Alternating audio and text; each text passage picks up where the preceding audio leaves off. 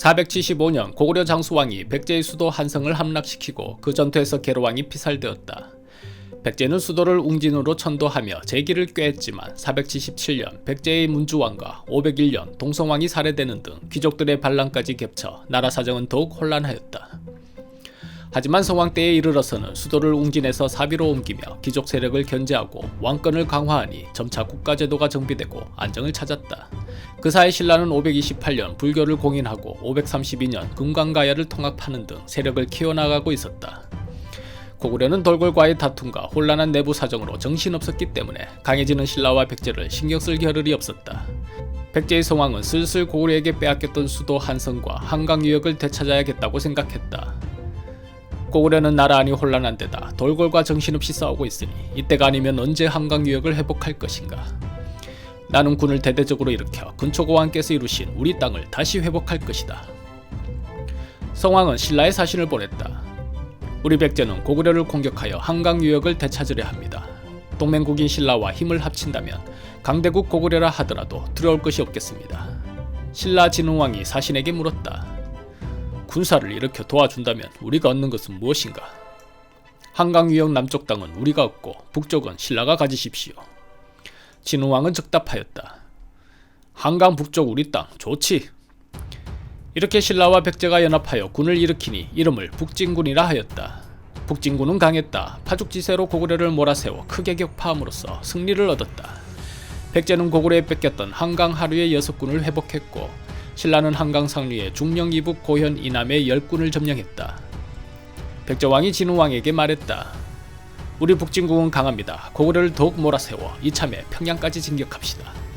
그 말에 진흥왕은 무겁게 고개를 저었다. 나라가 흥하고 망하는 것은 하늘에 달려있으니 만약 하늘이 고구려를 미워하지 않는다면 내 어찌 고구려의 멸망을 바랄 수 있겠습니까? 우리는 이 정도로 만족할랍니다.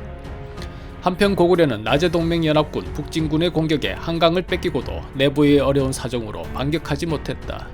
이때 고구려 사신이 와서 화친을 제의했다. 우리 고구려와 신라는 예부터 매우 사이가 좋았습니다. 백제가 더욱 진격하여 우리를 공격하자는 제의를 거절했다 들었습니다. 이참에 우리 고구려와 신라가 화친을 맺어 전처럼 사이좋게 지내는 것이 어떻겠습니까? 이렇게 두 나라는 552년 화친을 맺게 되었다. 고구려와의 관계가 회복되자 진흥왕은 슬슬 욕심이 생겼다. 가만히 보면 좋은 땅은 백제가 다 차지하고 항상 우리는 이용만 당하는 것 같다. 그래, 이참에 나제 동맹을 끊고 백제 땅을 얻어야 되겠다. 고구려, 신라 두 나라는 더 이상 백제가 팽창하는 것을 원하지 않았다.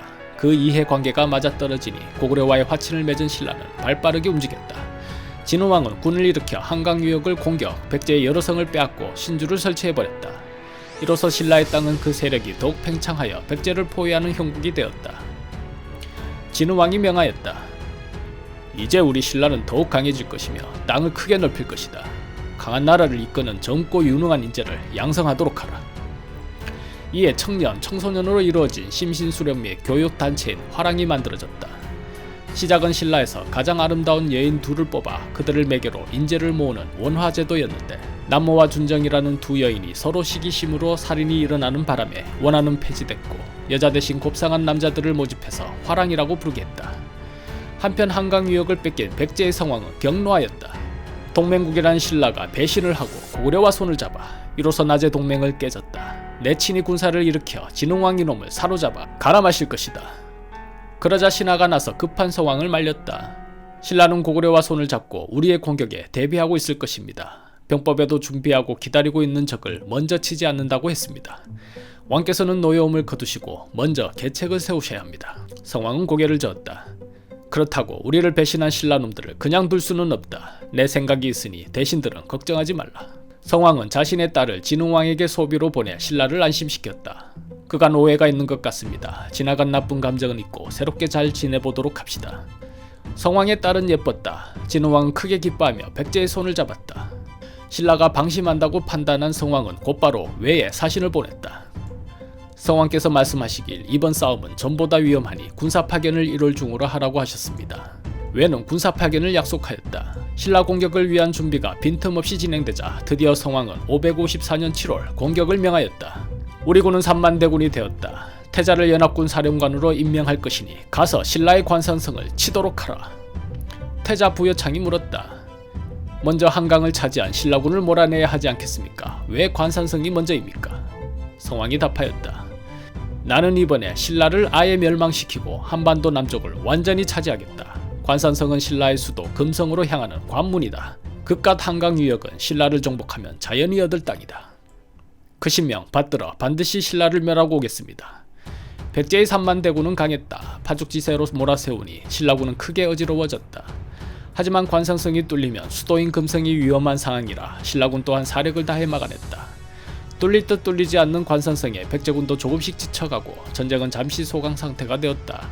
이 상황에 성왕은 가만히 있을 수 없었다. 안되겠다. 내 직접 관산성으로 가서 태자의 노고를 위로하고 신라를 정복해야겠다. 신하들이 말렸다. 전쟁 중이라 관산성으로 가는 길은 위험하옵니다. 정이 가시려면 다시 군사를 일으킬 준비가 필요합니다. 소란 떨 것 없다. 보병과 기병 50명만 데리고 조용히 가겠다.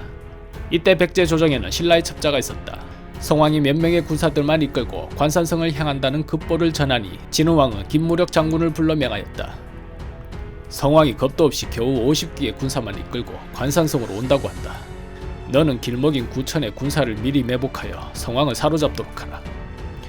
매복은 성공적이었다. 성왕이 관산성을 향하던 중 미리 숨어있던 신라군들에게 붙잡혀버렸다. 백제왕을 사로잡은 신라의 비장 고간도도가 백제 성왕에 말했다. 삼가 백제왕의 목을 베기를 청하옵니다. 성왕이 답했다. 나는 백제의 대왕이다. 노비 출신 따위에 이름 없는 장수에게 목을 내줄 수 없다. 우리 신라의 법에는 맹세한 것을 어기면 비록 국왕이라 하더라도 노비 손에 죽는 것이 법입니다. 성왕이 체념하며 말했다. 과인이 생각할 때마다 늘 고통이 골수에 사무쳤다. 돌이켜 생각해보아도 구차에 살 수는 없다. 신라 장수가 왕의 목을 베어버리니 백제는 475년 고구려군의 계로왕이 목을 베이는 사건에 이어 552년 성왕이 신라군의 목을 베이는 치욕의 역사를 다시 쓰고 말았다. 신라인들은 성왕의 머리를 북천 계단에 묻고 밟고 다녔으니 백제군의 사기는 땅에 떨어지고 말았다.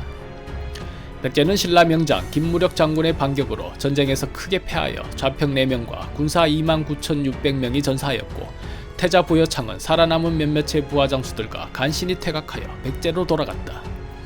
국가의 운명을 걸고 공격한 백제의 관산성 전투는 이렇게 처참하게 패하게 되었고 신라는 이 전쟁에서 승리함으로써 한반도 패권의 큰 흐름을 손에 잡았다. 진우왕은 곧바로 신라의 명장 이사부 장군을 불러 명하였다. 이제 백제는 힘을 쓰지 못한다. 너는 곧바로 대가야를 공격하여 완전히 멸망시키도록 하라. 소장 크 신명을 받들겠나이다. 진우왕은 한강 유역의 땅을 얻고 대가야를 완전히 멸망시켰다. 또한 고구려가 지배했던 함경도 지역까지 진출하니 신라는 전에 없는 전성기 시대를 맞이하게 되었다. 진우왕은 생각했다. 오늘날 신라의 위대한 업적을 대대로 알려야겠다. 내가 정복한 곳곳에 비석을 세워 역사에 길이 남길 것이다. 이에 마울령비, 황초령비, 북한 삼비, 당량적성비, 창령비를 세우니 진우왕의 업적은 자손만대에 뻗쳤다.